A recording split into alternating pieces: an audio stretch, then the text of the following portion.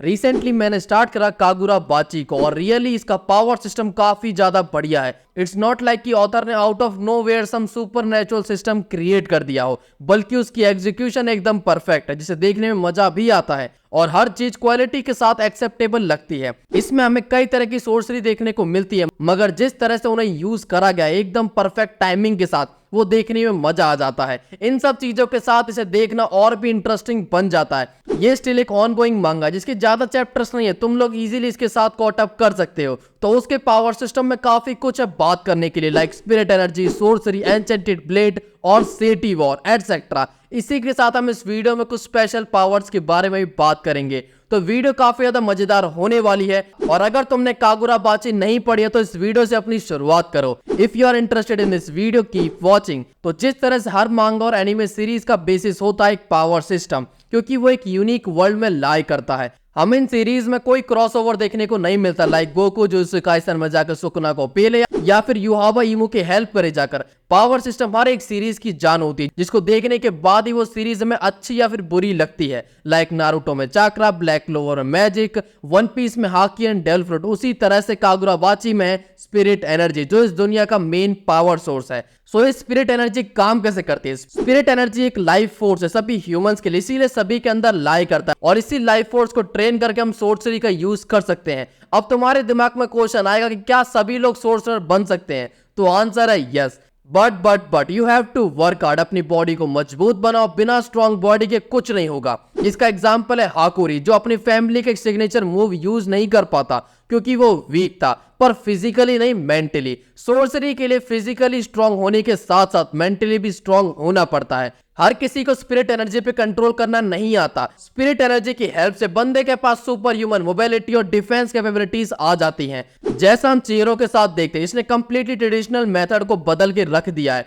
जो बहुत ज्यादा स्पीड से मूव कर सकता है, बिल्डिंग के ऊपर जंप कर सकता है और वो एक नॉर्मल ह्यूमन से काफी ज्यादा तेज हो गया है। स्पिरिट एनर्जी की हेल्प से मिस्टिकल पावर को भी कंट्रोल किया जा सकता है और इसे ही सोर्सरी कहते हैं। हम सीरीज में काफी तरह की सोर्सरी टेक्निक को देखते हैं, exploding style, teleportation, tree generation, body enlargement और ऐसे ही बहुत सारे। सोर्सरी कई तरह की होती है, जिसमें से कुछ के बारे में बताता हूँ। स्पेशियल डायमेंशन टाइप, जिसमें यूजर रियल वर्ल्ड से अलग एक स्पेस को क्रिएट कर सकता है और वो स्पेस उसके अकॉर्डिंग मैनिपुलेट होएगा, कौन उसमें रहेगा कौन नहीं और उसके अंदर क्या होएगा ये भी।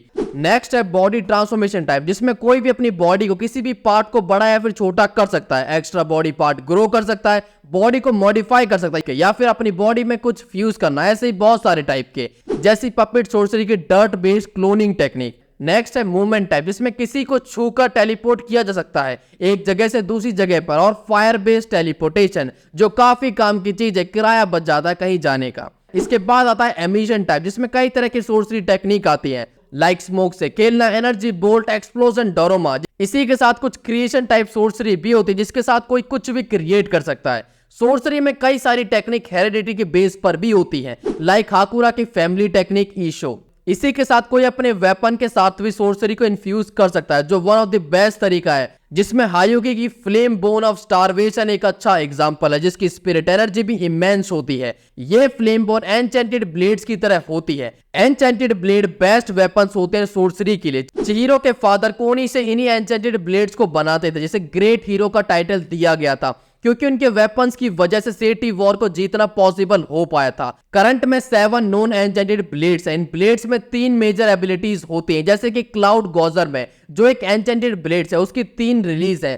फर्स्ट मे यानी लाइटनिंग रिलीज, सेकंड यूई यानी आइस रिलीज और थर्ड है को यानी वाटर रिलीज। और ये तीनों ही रिलीज क्लाउड से रिलेटेड है। क्लाउड गॉजर की तरह दूसरी नॉन एन्चेंटेड ब्लेड्स का नाम है मागात्सुमी और इसकी भी 3 एबिलिटी है, लाइक स्पाइडर, जिसमें विल्डर एक स्पाइडर वेब बनाता है, जिसमें 4 स्पाइडर के ग्रुप घेर लेते हैं और कोई भी बंदा जो उस वेब में आएगा वो हिल भी नहीं पाएगा, वो वहां पर कैद हो जाएगा। नेक्स्ट है ड्रैगन फ्लाई, जिसमें कई तरह के ड्रैगन फ्लाई के विंग शेप जैसी बन जाती है और ब्लैक इंक से ग्राउंड एकदम काला हो जाता है और फिर ग्राउंड से निकलते हैं फ्लावर्स और इनके कांटेक्ट से होता है टारगेट पर अटैक। और अब वो अटैक क्या होगा वो अभी तक बताया नहीं है किसी ने।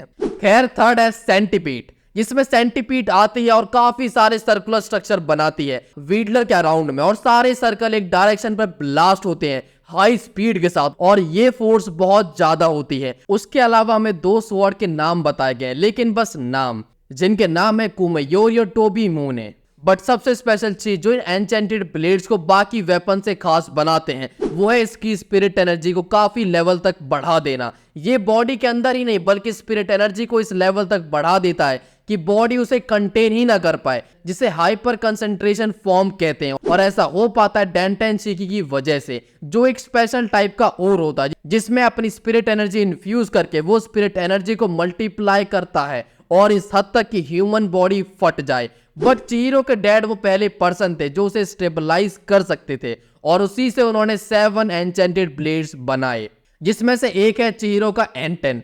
डेंटेन शिकी काफी मिस्टीरियस सब्सटेंस है जो बस स्पिरिट एनर्जी को मल्टीप्लाई ही नहीं करता बल्कि उससे बनी स्वॉर्ड के साथ यूजर अपने थॉट्स, इमोशन और पावर को शेयर कर सकता है, और सभी चीजें उसे अफेक्ट करती है, और यूजर एक अवेकनिंग टाइप की स्टेट को अचीव कर सकता है, जिसके बाद वो यूनिक मूव बनाता है जो ओरिजिनली नहीं थे उसके पास। यूजर जितना ज्यादा अपने ब्लेड को यूज करता है उतना वो इसके साथ हार्मोनाइज्ड होता जाता है। जैसा हमने क्लाउड गॉजर की एबिलिटी के बारे में जाना, उसी तरह से चिहिरो के ब्लेड एंटन की भी 3 रिलीज और टेक्निक है, और ये सुनने में क्लाउड गॉजर की तरह उतनी कूल तो नहीं लगती।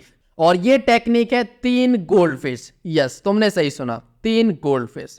तो इसके पीछे भी एक छोटी सी और लंबी स्टोरी है। सो एंटन गोल्डफिश के बेसिस पर बना है जो चिहिरो के फादर खरीद के लाए थे, जिसमें ब्लैक गोल्डफिश ऑफ इवल को रिप्रेजेंट करती है, रेड गोल्डफिश फॉर्च्यून का ट्रेड करती है, और ट्राई कलर गोल्डफिश बस कूल लगती है, बस इसीलिए ले आए थे।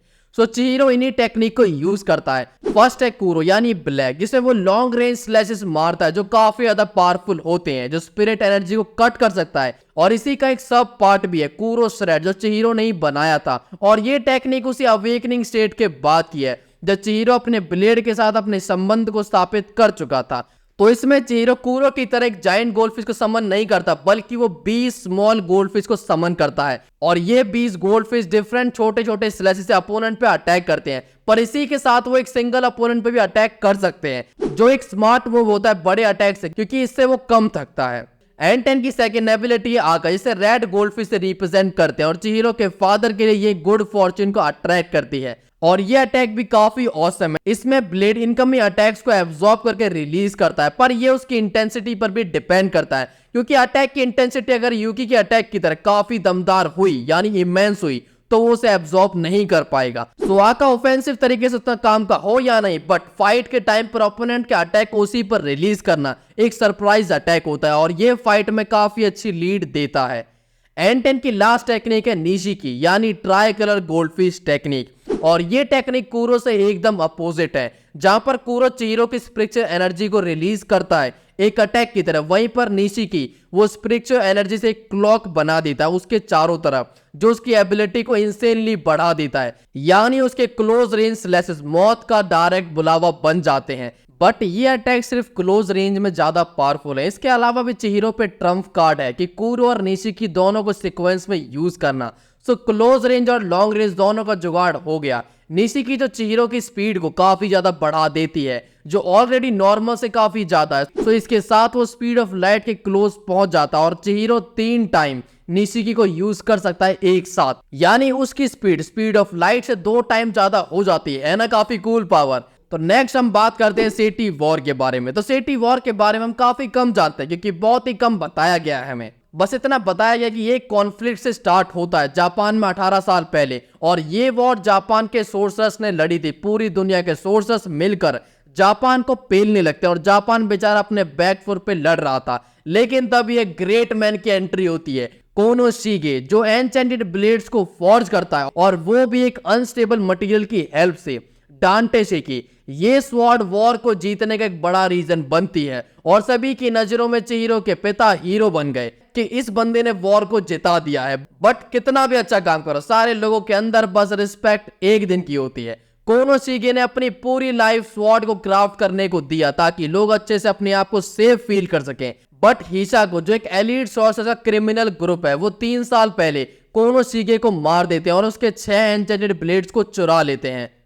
और यही रीजन बनता है चिहिरो के रिवेंज का। बाप को मारोगे तो बेटा शांत थोड़ी ना बैठेगा, या तो उसे भी खत्म कर देते, फिर गोल्डफिश बदला थोड़ी ना लेती। पर नूब से सीख जाएंगे धीरे धीरे। कागुराबाची को पढ़ने के बाद इतना समझ आ गया कि जब इसकी एनीमे आएगी तो वो काफी ज्यादा बवाल लेके आने वाली है। और ये मेरी पहली वीडियो है, सो अगर तुम्हें ये वीडियो अच्छी लगी हो तो कमेंट्स में बताना कि तुम्हें कागुराबाची कंटेंट आगे देखना है कि नहीं, और देख लो क्या करोगे बिना उसके। और इसी के साथ तुम्हें कौन सी टेक्निक ज्यादा अच्छी लगी। सो यही थी कागुराबाची का सिंपल सा पावर सिस्टम। इसमें बात करने को काफी कुछ है जो हम आगे वीडियो में कवर करेंगे। तो चैनल को सब्सक्राइब करें और वीडियो अच्छी लगी तो उसे लाइक करना ना भूलें। इसी के साथ हमारे मेन चैनल को भी चेकआउट करें जहां पर हम वन पीस और डिफरेंट एनिमे कंटेंट ला रहे हैं। मतलब आधी मांगा और एनिमे इस चैनल पे कवर होंगे और आधी दूसरे चैनल पे कवर होंगी, तो कुछ भी नहीं छूटेगा। सो दोनों चैनल को सब्सक्राइब कर लें और इसी के साथ इंस्टा पे मुझे फॉलो कर लें जहां पर तुम मुझे क्वेश्चन पूछ सकते हो और कुछ नया बात भी कर सकते हो।